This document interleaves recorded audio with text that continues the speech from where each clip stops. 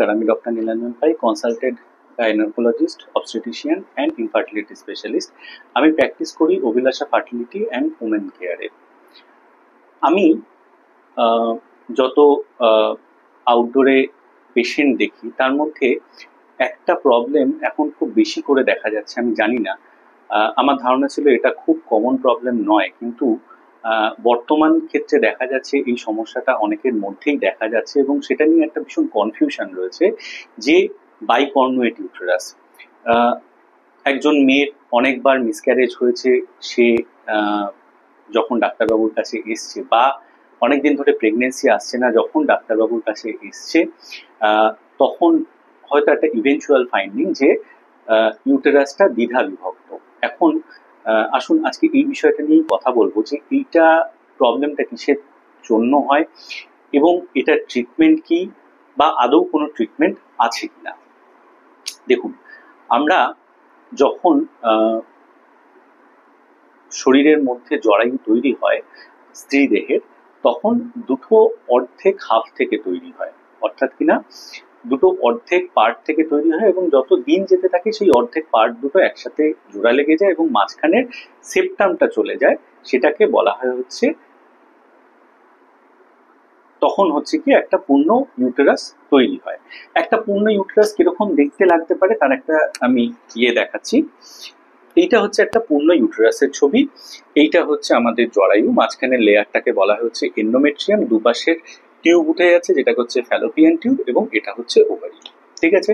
আচ্ছা, আমরা যখন মায়ের শরীরে যখন বডির গঠন হতে থাকে তখন ইউটেরাসটা কেমন হয়, এটা যদি আমরা একটা স্কিম্যাটিক ডায়াগ্রাম দিয়ে দেখাই, এইটা হচ্ছে অর্ধেকটা হাফ, এইটা হচ্ছে অর্ধেকটা হাফ, আর নিচের পোর্শনটা হচ্ছে ভ্যাজাইনা। দুপাশে ফ্যালোপিয়ান টিউব, ওভারিজ রয়েছে। যত প্রেগনেন্সির সময় এগিয়ে আসে তখন আস্তে আস্তে এই দুটো পোর্শন জোড়া লেগে যায়, মাঝখানের অংশটা তৈরি হয় এবং এই যে ডিভাইডিং যে পর্দাটা, এই লেয়ারটা আস্তে আস্তে ডিসঅ্যাপিয়ার করে যায়, করে একটা পূর্ণ ইউটেরাস এরকম দেখতে হয়, বা আগের যেরকম আমি ছবিতে দেখালাম। এইবারে দেখা যাচ্ছে গঠনের সময়তে যদি কোনো কিছু প্রভাবে অথবা গঠনগত ত্রুটির কারণে এই মাঝখানের পর্দাটা যদি চলে না যায় তাহলে ইউটেরাসের শেপ কিরকম হতে পারে। তাহলে আমাদের ইউটেরাসের শেপ হতে পারে অনেকটা এরকম, অর্থাৎ কিনা এরকম জরায়ু ওপরের অংশটা, এইরকম একটা জরায়ু দ্বিতীয় অংশটা, মাঝখানের লেয়ারটা অর্থাৎ কিনা যেখানে প্রেগনেন্সি বসবে সেটা এইরকম একটা হার্ট শেপের জায়গা থাকবে এবং মাঝখানের ইউটেরাসের মাঝখানের অংশটা ভীষণভাবে ইন্ডেন্টেশন থাকবে বা অনেকটা একটা ফাঁক থাকবে। ঠিক আছে, অর্থাৎ কিনা এই দুটোকে বলা হয় হচ্ছে কর্ণু।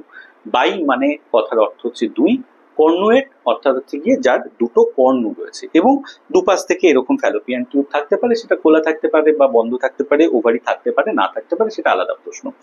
এখন দেখা যায় এই যাদের বাইকর্নুয়েট ইউটেরাস রয়েছে, প্রথমে এটা জানা প্রয়োজন এটা একটা জন্মগত ত্রুটি এবং এটাকে কি করা যায় সেটা নিয়ে আমরা পরবর্তীকালে কথা বলছি। এটা কিভাবে আমরা জানতে পারি, যখন কোনো সিমটমস নিয়ে পেশেন্ট আসে, অর্থাৎ কিনা তার অনেকবার মিসক্যারেজ হয়ে গেছে, স্ক্যান করে বা এইচএসজি করে জানা গেছে তার বাইকর্নুয়েট ইউটেরাস, বা খুব ভালো হাতে যখন আমরা ট্রান্সভ্যাজিনাল স্ক্যান করি তখন দেখা যেতে পারে যে ইউটেরাসের মধ্যে দুটো ঘর আমরা দেখতে পাচ্ছি, অথবা খুব ভালো হাতে যদি আমরা 3D ইউএসজি করা অর্থাৎ থার্ড ডাইমেনশনাল ট্রান্সভ্যাজিনাল সোনোগ্রাফি যদি করা হয় তাহলে দেখা যেতে পারে বাইকর্নুয়েট ইউটেরাস। এইবারে আরো একটা ভ্যারাইটি হতে পারে, সেটা হচ্ছে সেপ্টেড ইউটেরাস, অর্থাৎ কিনা ইউটেরাস এরকমই রয়েছে, অর্থাৎ কিনা দুটো ভাগ দুটো আলাদাই থেকে গেছে, দুটোই আলাদা ক্যাভিটি রয়েছে, দুটোর মধ্যেই বাচ্চার জন্য এইরকম আলাদা জায়গা রয়েছে, এইখানে ক্যাভিটি আলাদা, এইটার ক্যাভিটি আলাদা, এবং দুটোর মাঝখানে এই জায়গাটা জুড়ে একটা মোটা পর্দা রয়েছে। হ্যাঁ, আর ইউটেরাসটা এইরকম আর কি রয়েছে, এবং এই দুটো জরায়ুর মুখও আলাদা এবং ভ্যাজাইনার মাঝখানেও একটা বড় পর্দা রয়েছে। এটাকে বলা হয় হচ্ছে কমপ্লিট সেপ্টেড ইউটেরাস। দুটো জিনিস কিন্তু এক নয়।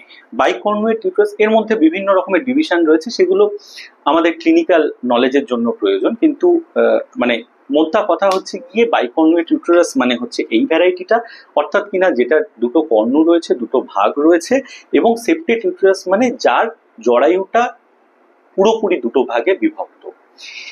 বাইকনভেট ইউটেরাস যদি কারুর থাকে, অনেক সময় দেখা যায় এই যে দুটো কর্ণের মধ্যে একটা কর্ণ অপরিণত, একটা কর্ণ দেখা যায় যে নর্মালের মতোই রয়েছে বা পরিণত, সেক্ষেত্রে হলে কিন্তু তার কোনো রকমের ট্রিটমেন্টের প্রয়োজন হয় না। প্রেগনেন্সি এসে যদি ভালো কর্ণর দিকে যায় তাহলে কিন্তু প্রেগনেন্সি আসতে পারে, এবং হয়তো সেটা সঠিক সময় অবধি না গেলেও অনেকটা অবধি প্রেগনেন্সি যায়, হয়তো যদি 33-34 সপ্তাহ অবধি যায় তাহলে একটা ভালো প্রেগনেন্সি আসা সম্ভব।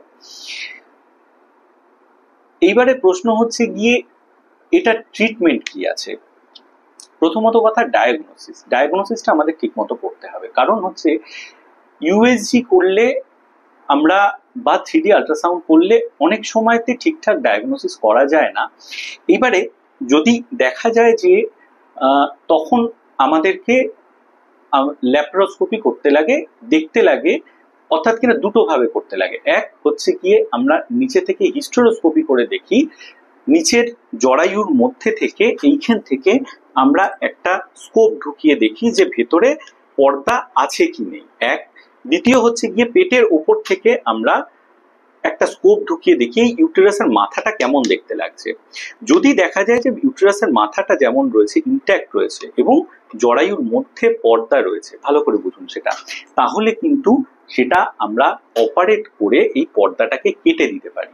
যদি সেই পর্দাটাকে আমরা কেটে দিতে পারি তাহলে কিন্তু প্রেগনেন্সি আসা সম্ভব, যদি টিউব খোলা থাকে এবং ওভারির অবস্থা ভালো থাকে, অর্থাৎ ডিম্বাণু ভালো থাকে, প্রেগনেন্সি আসা কিন্তু সেক্ষেত্রে সম্ভব।